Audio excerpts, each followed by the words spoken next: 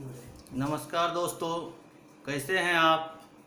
मैं मुकेश अपना YouTube channel excellence classes में आपका स्वागत करता हूं। दोस्तों, पूर्व में मैं फर्श से अर्श तक के अपने सफ़र का अनुभव इस चैनल के माध्यम से आपसे शेयर किया। मैं आशा करता हूं कि आप सब मेरा वो वीडियो अवश्य देख लिया होगा और आपको पसंद भी आया होगा। इसकी झलक मुझे आपके स्नेह और प्यार में दिखाई देती है। दोस्तों, उस वीडियो के अंत में मैंने कहा था कि मैं शीघ्र ही आपके सामने जीके और जीएस का वीडियो लेकर उपस्थित होऊंगा, किंतु कार्यालयी व्यस्तता के कारण मुझे उपस्थित होने में विलम्ब हो गई।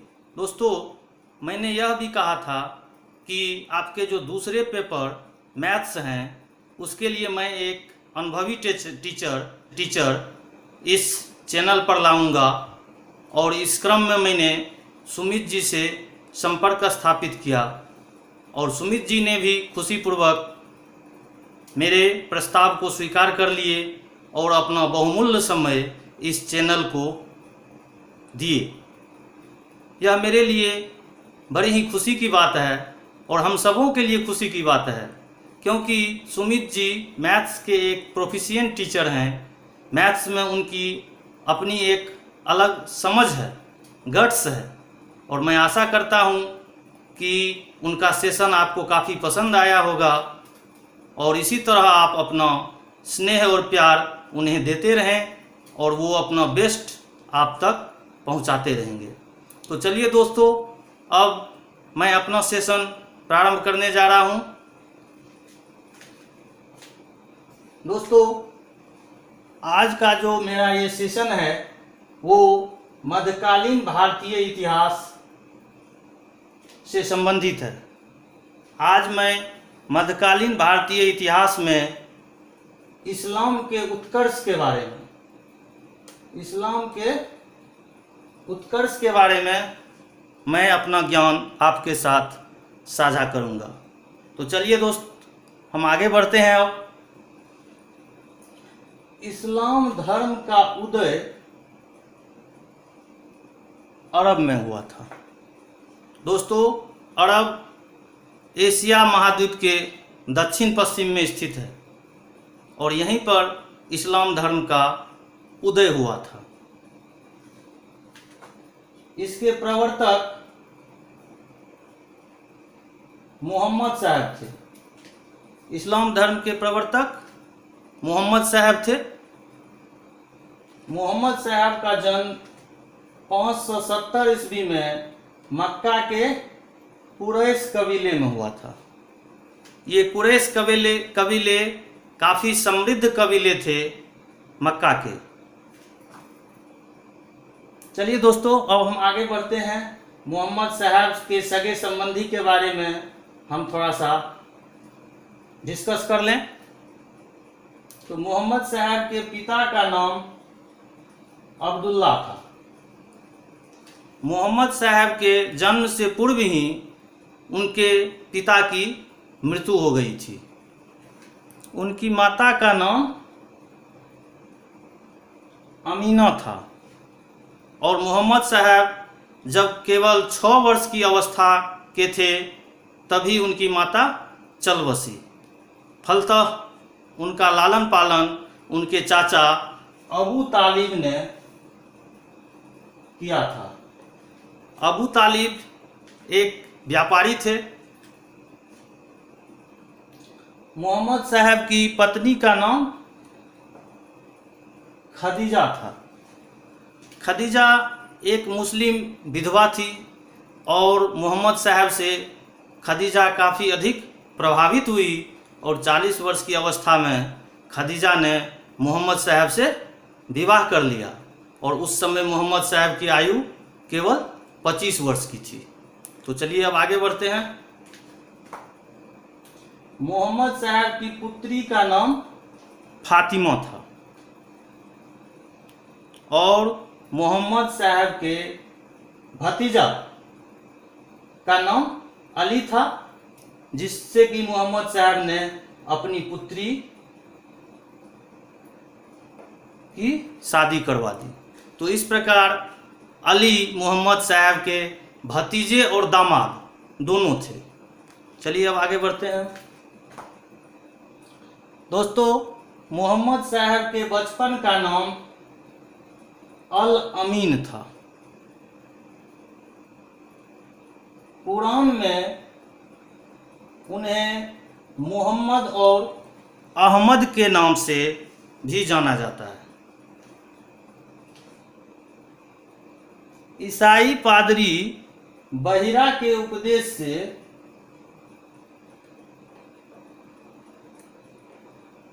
मोहम्मद साहब काफ़ी अधिक प्रभावित हुए थे। दोस्तों, जब मोहम्मद साहब अपने चाचा के साथ व्यापार की यात्रा पर जाते थे तो उसी में से एक यात्रा के दौरान मोहम्मद साहब की भेंट ईसाई पादरी बहिरा से हुई और बहिरा के उपदेश से मोहम्मद साहब काफ़ी अधिक प्रभावित हुए। तो चलिए हम आगे देखते हैं।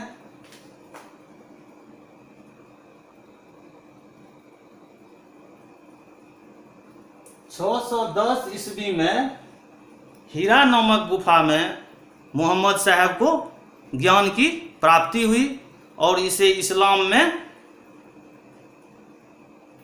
खुदाई इल्हाम कहा जाता है। खुदाई इल्हाम के नाम से उनकी ज्ञान प्राप्ति को जाना जाता है। दोस्तों, ये क्वेश्चन बहुत ही इम्पोर्टेंट है और ये कई कॉम्पिटिटिव एग्जाम्स में पूछे जा चुके हैं कि मोहम्मद साहब को ज्ञान की प्राप्ति कहाँ हुई थी। चलिए अब हम आगे बढ़ते हैं। देवदूत जिब्रील ने मोहम्मद साहब को कुरान अरबी भाषा में संप्रेषित की थी। दोस्तों, मोहम्मद साहब बचपन से ही काफ़ी ध्यानशील और चिंतन करने वाले थे। वो समाज की कुरीति से विचलित होकर मक्का की पहाड़ी के हीरा नामक गुफा में जाके चिंतन और ध्यान किया करते थे। इसी क्रम में एक रोज़ मध्यरात्रि को उन्हें एक आवाज़ सुनाई दी। यह आवाज़ थी कि उठो और खुदा के नाम पर कुछ पढ़ो। मोहम्मद साहब ने जवाब दिया। चूँकि मोहम्मद साहब पढ़े लिखे नहीं थे तो उन्होंने कहा कि मैं यह कैसे कर सकता हूँ। फिर आवाज़ आई कि खुदा तुम पर रहमत करेंगे और अपनी कलम से तुम्हें वो बताएंगे जो तुम्हारे पास नहीं है। और इसी क्रम में ये जिब्रील जो थे, जो कि देवदूत थे, इन्होंने मोहम्मद साहब को निर्देश दिए और मोहम्मद साहब को ज्ञान की प्राप्ति हुई। चलिए आगे बढ़ते हैं। कुरान इस्लाम का पवित्र धर्म ग्रंथ है। ये क्वेश्चन भी कॉम्पिटिटिव एग्जाम्स में पूछे जाते हैं। कुरान में 114 अध्याय और 6360 पद हैं। चलिए दोस्तों अब आगे बढ़ते हैं।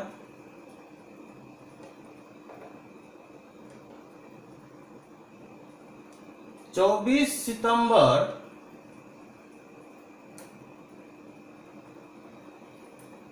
622 ईस्वी को मोहम्मद साहब मक्का से मदीना गए और इसको इस्लाम जगत में हिजरी संवत के नाम से जाना जाता है।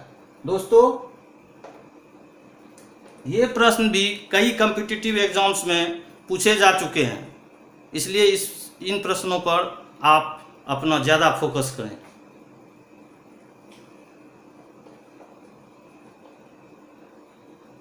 दोस्तों, मोहम्मद साहब को जब ज्ञान की प्राप्ति हुई तो तत्कालीन अरब समाज में कई तरह की सामाजिक कुरीतियाँ व्याप्त थी।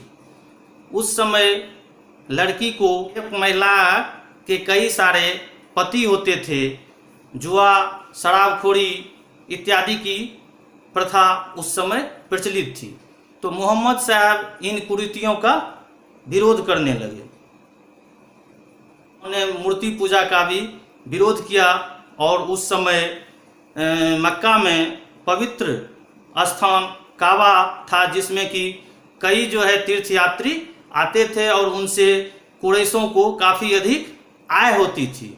तो मोहम्मद साहब के द्वारा मूर्ति पूजा का विरोध किए जाने के कारण कुरैश लोग मोहम्मद साहब के खिलाफ हो गए और उनके विरुद्ध साजिश रचने लगे। इसी के कारण मोहम्मद साहब को मक्का से मदीना जाना पड़ा और मोहम्मद साहब मदीना चले गए। तो मदीना पहुंचने के बाद मोहम्मद साहब धार्मिक उपदेश देने के साथ साथ राजनीतिक अभिरुचि भी लेने लगे और वहाँ पर वे राजा बन गए, जिसके कारण कुरैश लोगों को उनसे काफ़ी ईर्ष्या होने लगी और परिणाम स्वरूप मोहम्मद साहब की उनसे लड़ाई हुई। तो दोस्तों आइए देखते हैं आगे कि कौन सी लड़ाई हुई थी। इनमें पहली लड़ाई थी बद्र की लड़ाई। ये बद्र की लड़ाई जो हुई थी ये 623 ईस्वी में हुई थी। इसमें मोहम्मद साहब के विरुद्ध कुरैश और मदीना वासी भी कुछ थे जो कि मोहम्मद साहब का विरोध कर रहे थे। तो ये कुरैश और मदीना वासी ने मिलकर मोहम्मद साहब से ये बद्र की लड़ाई की 623 ईस्वी में और इसका निर्णय मोहम्मद साहब के पक्ष में आया। चलिए दोस्तों आगे देखते हैं। दूसरी लड़ाई हुई उहद की लड़ाई और ये 625 ईस्वी में हुई थी। दोस्तों बद्र की लड़ाई की हार से कुरैश काफ़ी ज़्यादा दुखी थे। इस कारण से उन्होंने पुनः 625 ईस्वी में उहद की लड़ाई की मदीना वासियों के साथ मिलकर उन्होंने मोहम्मद साहब के खिलाफ यह लड़ाई की और इसका भी अंतिम निर्णय मोहम्मद साहब के पक्ष में आया। चलिए दोस्तों आगे बढ़ते हैं। तीसरी लड़ाई हुई खंदक की लड़ाई और यह लड़ाई 627 ईस्वी में हुई। इसमें कुरैश लोगों ने यहूदी और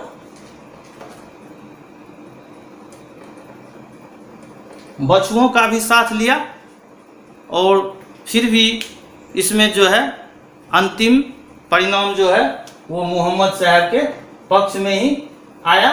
हालांकि इस युद्ध में मोहम्मद साहब काफ़ी घायल हो गए थे। चलिए दोस्तों अब हम आगे देखते हैं।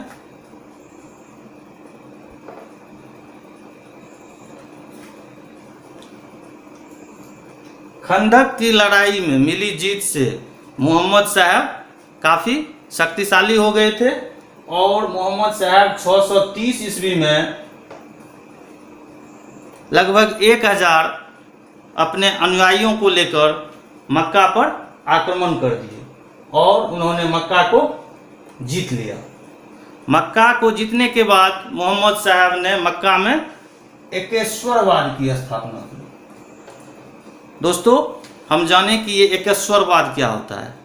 एकेश्वरवाद का अर्थ है कि एक ईश्वर में विश्वास करना। इस्लाम एकेश्वरवाद पर जोर देते हैं, अर्थात अल्लाह केवल एक है। चलिए हम आगे देखते हैं।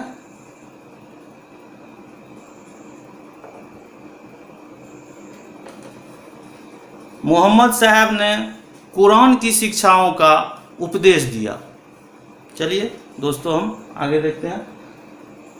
मोहम्मद साहब की मृत्यु 8 जून 632 ईस्वी को हुई थी और इन्हें मदीना में दफनाया गया।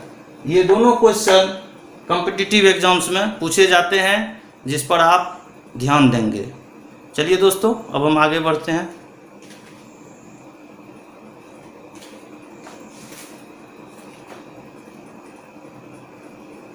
मोहम्मद साहब की मृत्यु के बाद इस्लाम सुन्नी और शिया में विभक्त हो गया। सुन्नी वह है जो कि सुन्ना में विश्वास करे, अर्थात मोहम्मद साहब द्वारा दिए गए उपदेश और उनके कार्यों का विवरण इसमें मिलता है। और शिया मोहम्मद साहब के दामाद अली के उपदेशों में विश्वास रखता है। चलिए हम आगे देखते हैं। मोहम्मद साहब के उत्तराधिकारी खलीफा कहलाए, और खलीफा का अर्थ उस समय में धर्मगुरु होता था। हालांकि बाद में ये पद राजनीतिक हो गया और कई मुस्लिम शासकों ने खलीफा की उपाधि धारण की, और ये मुस्लिम परंपरा में 1924 ईस्वी तक बना रहा। बाद में तुर्की के शासक मुस्तफ़ा कमाल पाशा ने खलीफा के पद को समाप्त कर दिया। चलिए दोस्तों हम आगे देखते हैं। खलीफा का प्रथम पद जो है, खलीफा का प्रथम पद अबू बकर को दिया गया। दोस्तों मोहम्मद साहब की मृत्यु के बाद उन्होंने किसी को अपना उत्तराधिकारी नियुक्त नहीं किया था। इस कारण से उनके उत्तराधिकार को लेकर प्रश्न उठने लगा कि आखिर उनका उत्तराधिकार कौन होगा। सुन्नी संप्रदाय वाले मानते थे कि जो योग्य हो वो मोहम्मद साहब का उत्तराधिकार होंगे, ताकि धर्म का प्रचार प्रसार सही ढंग से हो सके। जबकि शिया वालों का मत था कि मोहम्मद साहब के जो निकट संबंधी हैं वही खलीफा का पद धारण कर सकते हैं। इन्हीं कारणों से शिया और सुन्नी के बीच गृह युद्ध जैसी स्थिति बन गई थी। तो चलिए हम देखते हैं कि पहला खलीफा जो हुआ था वो अबू बकर हुआ था। ये काफ़ी इंपॉर्टेंट क्वेश्चन है। ये क्वेश्चन बार बार कई कॉम्पिटिटिव एग्जाम्स में पूछे गए हैं कि मोहम्मद साहब की मृत्यु के बाद प्रथम खलीफा का पद किसने धारण किया था। तो ये अबू बकर था। इन्होंने 632 ईस्वी से 634 ईस्वी तक खलीफा के पद पर काबिज रहा। तो चलिए दोस्तों आगे देखते हैं। दूसरा खलीफा जो बना वो उमर था, और इसका शासनकाल 634 से 644 ईस्वी तक रहा। तीसरा खलीफा जो था वो उस्मान था, और उस्मान का शासनकाल 644 से 656 ईस्वी तक रहा। चलिए दोस्तों आगे बढ़ते हैं। और चौथा खलीफा जो हुआ वो अली था, जो कि 656 ईस्वी से 661 ईस्वी तक रहा। ये अली जो था ये मोहम्मद साहब का दामाद था, जो कि उनका भतीजा भी था। बाद में जो है उन्होंने जो है अपने भतीजे से ही अपनी लड़की की शादी कर दी थी, जिसके कारण ये उनका दामाद भी था। तो चौथा खलीफा जो बना दोस्तों वो अली बना, जो कि सुन्नियों को पसंद नहीं आया, क्योंकि ये अली जो थे ये शिया मत मानने वाले थे। अली के ही उपदेशों को जो है शिया धर्मावलंबी जो है उसका अनुपालन कर रहे थे। इन्हीं कारणों से मुस्लिमों ने इनका विरोध किया, सुन्नी मुस्लिमों ने। चलिए दोस्तों आगे बढ़ते हैं। अली के पुत्र हुसैन की हत्या 680 ईस्वी में करबला इराक में कर दी गई। अली के पुत्र हुसैन की हत्या 680 ईस्वी में करबला में कर दी गई, और ये करबला जो है वो वर्तमान में इराक में स्थित है। चलिए दोस्तों आगे बढ़ते हैं। मोहम्मद साहब के जन्मदिन पर ईद ए मिलाद उन नबी पर्व मनाया जाता है। ये भी बहुत इम्पोर्टेंट है दोस्तों। ये कई कॉम्पिटिटिव एग्जाम्स में पूछे जा चुके हैं। इन पर आप फोकस करना चाहेंगे। चलिए हम आगे बढ़ते हैं।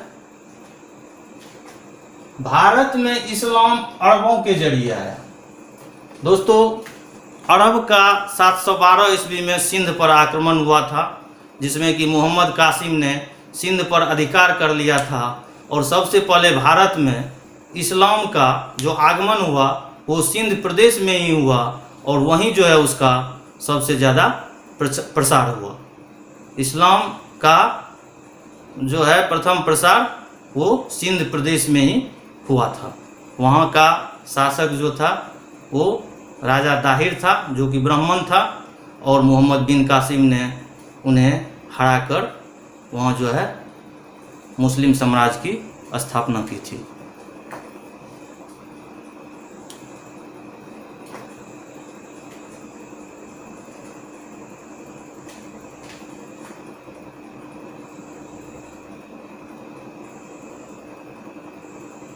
तो चलिए दोस्तों, अब हम आगे देखते हैं। इस्लाम धर्म के 5 मूल सिद्धांत हैं।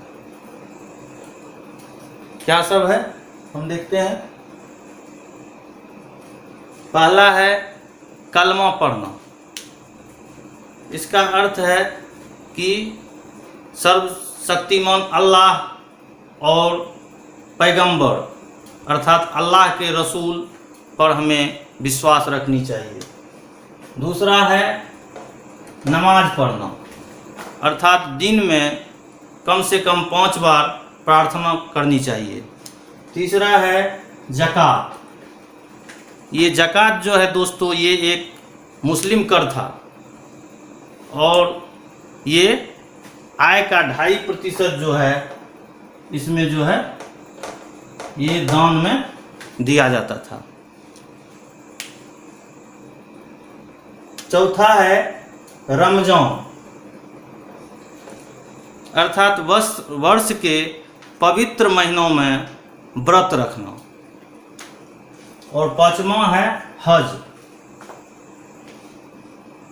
यानी हो सके तो कम से कम एक बार मक्का की यात्रा अवश्य करना। तो दोस्तों, मेरा ये सेशन आपको कैसा लगा? मैं आशा करता हूँ कि आपको मेरा ये सेशन पसंद आया होगा। फिर मैं नेक्स्ट सेशन में आपके सामने उपस्थित होऊंगा। तब तक के लिए bye bye, take care, okay.